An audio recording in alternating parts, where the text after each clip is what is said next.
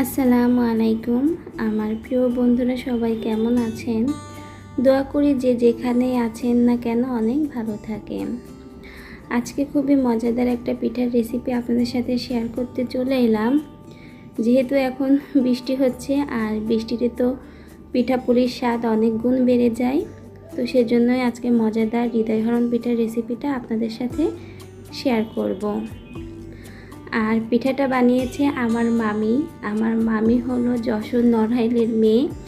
আর নড়াইলের মেয়েরা তো খুব ভালোই পিঠা বানাতে পারে। পিঠার ডোটা আমরা অফ ক্যামেরায় রেডি করে নিয়েছি। তেল, ডিম, লবণ দিয়ে সাদা পানি দিয়ে মেখে আমরা পিঠার ডোটা রেডি করেছি। আর এখন আমরা রুটি বেলে নেব পিঠা বানানোর জন্য। আর রুটিগুলো কিন্তু পাতলা পাতলা করে প্রথমে বেলে নিতে হবে। রুটি বানানো হয়ে গেলে এই দুই সাইডে এরকম আড়াআড়ি লম্বা করে ভাঁজ দিতে হবে।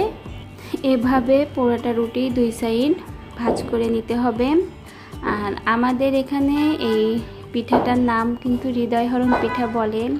আপনাদের কার কার জেলায় এটা কী নামে পরিচিত বা আপনারা কী নামে জানেন এই পিঠাটার, অবশ্যই কিন্তু আমাকে কমেন্টে জানাবেন। তো পুরোটা রুটি কিন্তু ভাঁজ করে নিয়েছি। আর এখন এভাবে ভিতর থেকে একটু চাপ দিয়ে সুন্দর একটা হার্ট শেপ করে নেব। হার্ট শেপটা হয়ে গেলে নিচের যে দিকটা আমি লাগাবো সেটা কিন্তু একটু টাইট করে চাপ দিয়ে লাগাতে হবে, না হলে কিন্তু এই নিচের দিকটা কিন্তু ভাজার সময় খুলে যাবে। হার্ট শেপটা দেওয়ার পরে নিচের দিকে যে এক্সট্রা লম্বা অংশটা থাকবে সেটা আপনারা ছুরি বা চামচের সাহায্যে কেটে দিবেন। আমাদের বাংলাদেশে কিছুদিন আগে একটা বিপদ যেতে না যেতে আর একটা বিপদ শুরু হয়েছে। বন্যায় অনেক জেলা কিন্তু একেবারেই ডুবে গেছে। সেখানের মানুষের না আছে আশ্রয়ের ব্যবস্থা, না আছে খাওয়ার কোনো ব্যবস্থা। আশ্রয় কেন্দ্র কিন্তু এখন সম্পূর্ণ ভরে গেছে, সেখানেও কিন্তু জায়গা দেওয়ার কোনো স্থান নেই। তো আমরা যে যা পারি টুকটাক এই সকল ক্ষতিগ্রস্ত মানুষের পাশে দাঁড়াবো। আমাদের অল্প কিছু সাহায্য কিন্তু তাদের জন্য অনেক বড় উপকারের স্থান হয়ে দাঁড়াবে। যে যার সামর্থ্য অনুযায়ী কিন্তু এই সকল অসহায় মানুষের পাশে সাহায্যের হাত বাড়িয়ে দিব। তো কথা বলতে বলতে আমার সকল পিঠাগুলো কিন্তু খুব সুন্দরভাবে বানিয়ে নেওয়া হয়ে গেছে। এখন পিঠাগুলোকে তেলে ভেজে নিব। আর পিঠা তেলে দিলেই দেখবেন কিছুটা গ্যাজা গ্যাজা হয়ে যাবে তেলের উপরে, কারণ ডিম দেওয়া হয়েছিল যখন আমি ডোটা রেডি করেছিলাম। তো এটা কোনো সমস্যা নেই, আস্তে আস্তে এটা ঠিক হয়ে যাবে। তো বারবার এরকম নাড়িয়ে চাড়িয়ে দু সাইড ভালো করে বাদামি করে ভেজে নিতে হবে।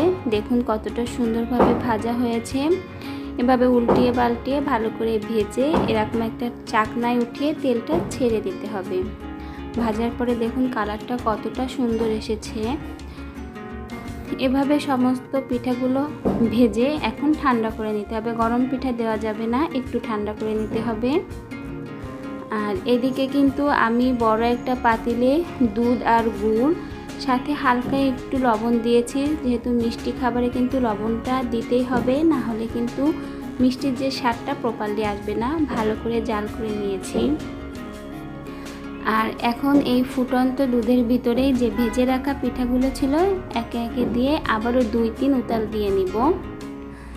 আর এই উতাল দেওয়ার ভিতরে একটু নাড়িয়ে চাড়িয়ে দিব, যাতে পিঠাগুলো সব দিকে ভালো করে দুধের এই মিশ্রণটা যায় আর পিঠাটা খুব সুন্দরভাবে নরম হয়। 4-5টা উতাল খাওয়ার পরে চুলার গ্যাসটা বন্ধ করে ঢাকনা দিয়ে রেখে দিতে হবে 6-7 ঘন্টার জন্য।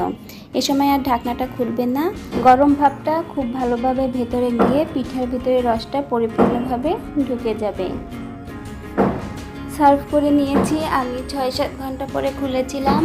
আর দেখুন পিঠাটা কতটা সুন্দর হয়েছে, একদম রস ভেতরে পরিপূর্ণভাবে ঢুকে গেছে। খেতেও কিন্তু সেই মজার হয়েছিল।